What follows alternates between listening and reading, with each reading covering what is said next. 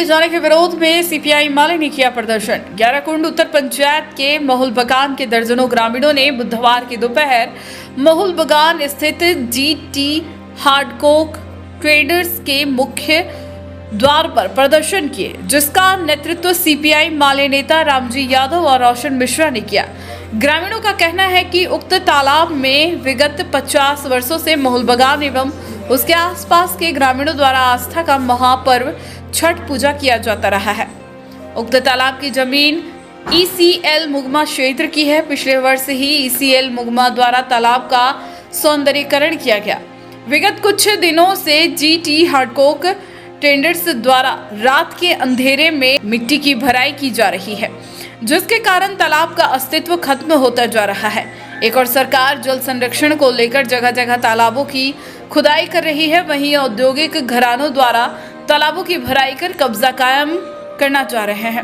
ECL Mugma क्षेत्र के अधिकारियों द्वारा उक्त तालाब की नापी करवाई जा चुकी है और जीटी हार्डकोक के मालिक को पत्राचार के माध्यम से सूचना भी दी गई है, लेकिन रात के अंधेरे में तालाब को मिट्टी द्वारा भरा जा रहा है, जिसका विरोध में ग्रामीणों ने सीपीआई माले के बैनर तले मुख्य द्वार पर झंडा लगाकर प्रदर्शन किया और जमकर नारेबाजी किए। जब इस मुद्दे पर जीटी हार्डकोक के प्रबंधन से वार्ता करना चाहा तो वह उपस्थित नहीं थे। ग्रामीणों का यह भी कहना है कि जब तक तालाब से भराई की गई मिट्टी को हटाया नहीं जाएगा, तब तक हम सबों का प्रदर्शन जारी रहेगा और कंपनी के मुख्य द्वार पर प्रदर्शन जारी रहेगा। कंपनी में किसी को प्रवेश करने नहीं दी जाएगी। आप देख ही रहे हैं कि हमारा जो ये तालाब है बहुत पुराना तालाब है। ये 50 वर्षों का पुराना तालाब है। यहाँ के अगल बगल के लोग, महुल बगान कॉलोनी के लोग, सभी लोग इसमें छठ भी मनाते थे और छठ पूजा करते थे। अभी फिलहाल 1 महीना से जो यहाँ पे नया मालिक जीटी हार्डकोक का आया है, वो अपना ज़मीन बता के इसको घेरने का कोशिश कर रहे हैं और घेर भी रहे हैं। इसके लेके हमारे ग्रामीणों ने इनको विरोध किया तो बोला गया था कि छठ के बाद आपको हम लोग बैठ के इसको नापी कर लिया जाएगा। और ईसीएल इससे पहले कई बार नापी करा चुका है। ये ईसीएल का ज़मीन है और इसका कागज़ पत्र भी ईसीएल के पास है। ईसीएल से और मालिक से बात हुआ था कि छठ के बाद हम लोग दोनों के सामने बैठ के एक साथ नापी कर लेंगे, उसके बाद इस पर कोई कार्रवाई किया जाएगा।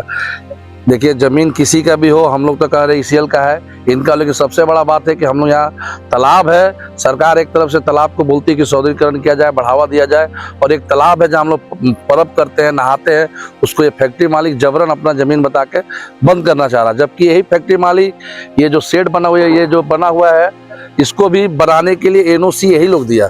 1 साल पहले एनओसी दिया, जिसके चलते ईसीएल ने इस पे ज़मीन पे काम किया और घाट बनाया। तो 1 साल पहले ये ज़मीन आपका नहीं था और 1 साल के बाद ये फिर आप दावा कर रहे हैं कि मेरा ज़मीन है। कहीं ना कहीं ये गलत कर रहे हैं। ये भूमाफिया जो है, ये माफिया का काम कर रहे हैं। ये ज़मीन को हड़प के ये बेचना चाहते हैं, जो हम लोग होने नहीं देंगे। ये तालाब हमारा है और हम लोग इसी में छठ पूजा करेंगे और करते रहेंगे।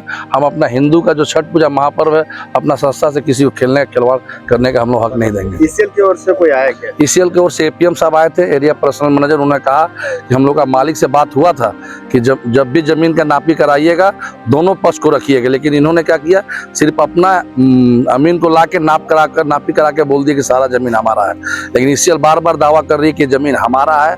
हम लोगों ने इसका नापी कई बार कर चुका है और नापी करना तो दोनों पक्ष कर रही है। आप भी रहिए, हम लोग भी रहेंगे और नापी कीजिए ये ज़मीन किससे, ऐसे साफ पता चल जाएगा ज़मीन किसका है। तो अभी जो घाट बना हुआ है किस फंड से बना हुआ है? ईसीएल का फंड से बना हुआ है। ये एनओसी दिए थे। न्यूज़ एएनपी के लिए निरसा से संतोष की रिपोर्ट।